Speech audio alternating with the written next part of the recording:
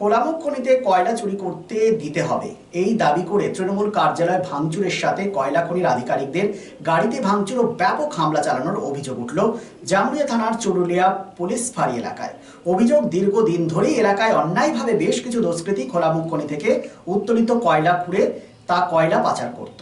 বৃহস্পতিবার রণক্ষেত্রের আকার নেয় চুরুলিয়ায়। জানা যায়, আধিকারিকদের গাড়ি পর্যন্ত ভাঙচুর করা হয় এবং তৃণমূল কার্যালয়ে ভাঙচুর করা হয়। আহত হয়েছেন এক্ষেত্রে অনেকেই। এলাকায় ব্যাপক পুলিশ মোতায়েন করা হয়। পুলিশ সূত্রে খবর, কোনো রকম অন্যায় বরদাস্ত করা হবে না।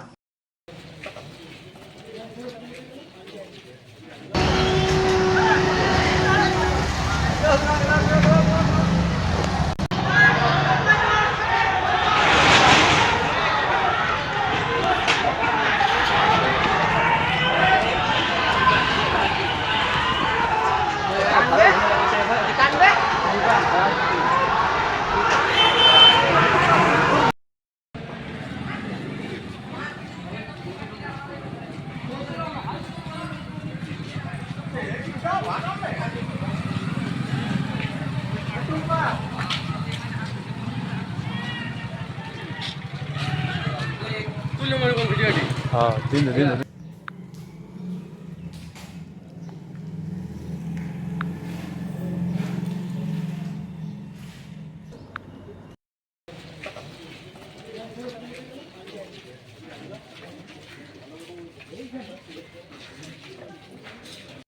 দিনে পার্টি অফিসে বসে থাকি, পার্টি অফিসে কাছে বসে থাকি। প্রতিদিন ওখানে মানুষের আমরা কাজ দেখি, কেউ এলেও তাদের কাজ করে দিই। বিভিন্ন বিভিন্ন অঞ্চলের বিভিন্ন জায়গা থেকে লোক আসে, আমরা কাজ করে দিই।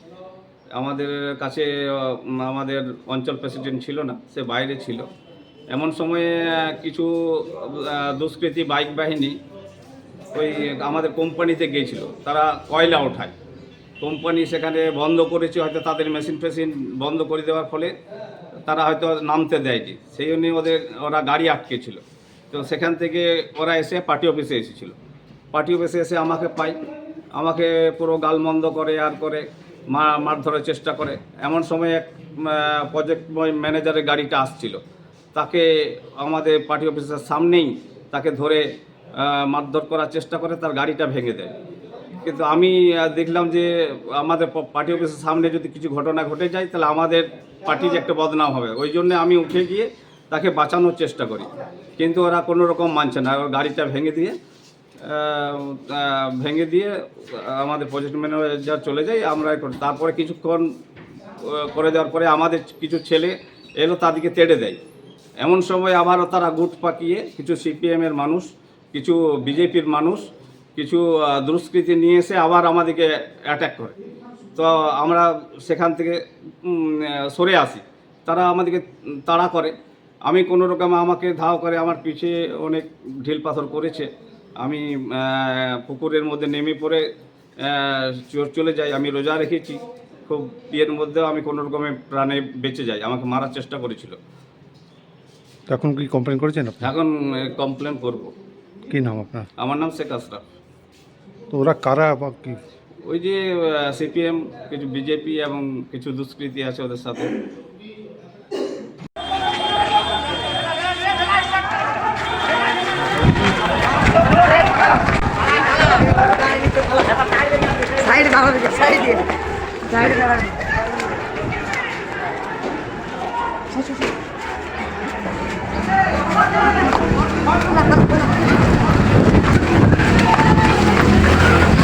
কেন হলো দেখুন, যখন ঘটনাটা হয় তখন আমি স্পটে ছিলাম না, কারণ আমি একটু সাইডে ছিলাম, আমার একটা কাজ চলছিল। পরে ওখান থেকে আমি খবর পাই ফোন মারফত। আমাকে এমএলএ সাহেবও ফোন করেছিলেন যে কিছু একটা ঝামেলা হচ্ছে। আমি সঙ্গে সঙ্গে আমি ফোন করে খবর নিই, এখানে প্রচুর ঢিল পাথর হচ্ছে, এদিক থেকে কিছু ছেলে এসছে এবং তাদের লোকাল ছেলে না বাইরের ছেলে? তারা না, বাইরের ছেলে নয়, তারা লোকাল ছেলেই বটে। তো তাদের মানে ক্ষোভটা হচ্ছে মূলত আমাদের এখানে যে কোম্পানি চলছে টিসিএমপিএল, সেই টিসিএমপিএলকে কেন্দ্র করে তাদের ওখান থেকে হয়তো কিছু সুযোগ সুবিধা পাচ্ছে না, তারা যে কাজ করে এই সকলের জন্য এই তাদের একটা ক্ষোভ। এই ক্ষোভকে ইয়ে করার জন্যই তারা মোড়ে এসে ঢিল পাথর করেছে। দাদা হঠাৎ পার্টি অফিসটা কেন ভাঙচুর করলো? পার্টি অফিসের সঙ্গে তো কোনো সম্পর্ক নেই তাদের। পার্টি অফিসের সাথে কোনো সম্পর্ক নেই। পার্টি অফিস তো আমাদের খোলা থেকে মানুষের পরিষেবার জন্য, আমরা তো 24 ঘন্টা মানুষের পরিষেবা দেওয়ার জন্যই আমরা এখানে থাকি পার্টি অফিসে। তো পার্টি অফিসকে কেন্দ্র করে হয়তো সকলের ধারণা যে আমাদের পার্টির যারা নেতা আছি আমরা হয়তো এদেরকে বাধা দিচ্ছি কাজ দেওয়ার জন্য বা কিছু, এরকম ব্যাপার তো নেই।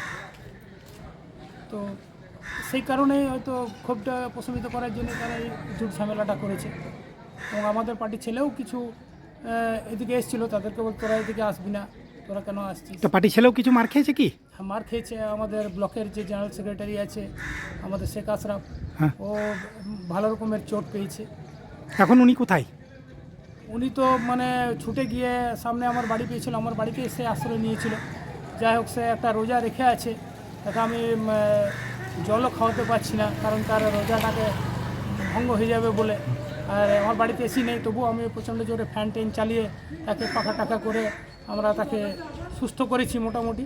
যারা ভাঙচুর করেছে তারা কি এইখানে না এখন পালিয়ে গেছে তারা? না, তারা এখন তো এখানে ত্রিসীমানায় কেউ নেই, তারা পালিয়ে গেছে। ঝুট পুলিশ ঝামেলা এসেছিল? করে। পুলিশ এসেছিল? পুলিশ অনেক পরে এসছে, কিন্তু এসছে পুলিশ, খবর পেয়ে পুলিশ এসছে। পুলিশ এখন প্রচুর পরিমাণে পুলিশ আছে। আপনার নাম আর পরিচয়টা বলে দেন, কি পোস্টে আছেন? আমার নাম দীনেশ মিশ্র, আমি তৃণমূল অঞ্চলের ভাইস প্রেসিডেন্ট। সিন্স 1999 দীর্ঘ 25 বছর ধরে অভিনব গিনি হাউস মানুষের সাথে, মানুষের পাশে। অভিনব গিনি হাউসে রয়েছে সোনা, রূপো ও হীরের আধুনিক ডিজাইনের হালকা ও ভারী গহনার বিপুল সম্ভার। আপনার বাজেটের মধ্যেই অভিনব গিনি হাউস আপনাকে দেবে এক উষ্ণ পরিষেবা। বিবাহ, অন্নপ্রাশন থেকে শুরু করে যে কোনো মাঙ্গলিক অনুষ্ঠান এবং উৎসবের আগিনায় আপনার সেরা পছন্দ অভিনব গিনি হাউস। অভিনব গিনি হাউসে আপনি পাবেন gold to gold full return, 20% discount on making charges, certified gem stone, hallmark silver ornaments, diamond ornaments এবং আরও অন্যান্য পরিষেবা। সুতরাং আর দেরি কেন?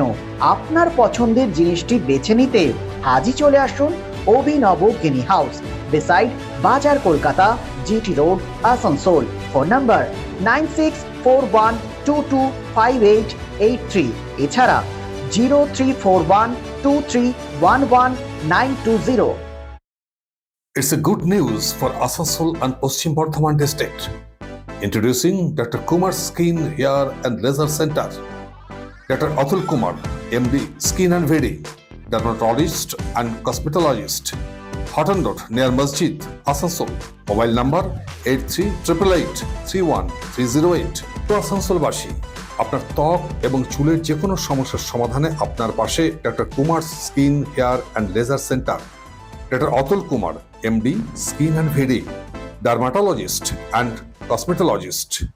Mobile number 8388831308. So please come. Dr. Kumar's Skin, Hair and Laser Center, Hotton Road near Masjid, Asansol.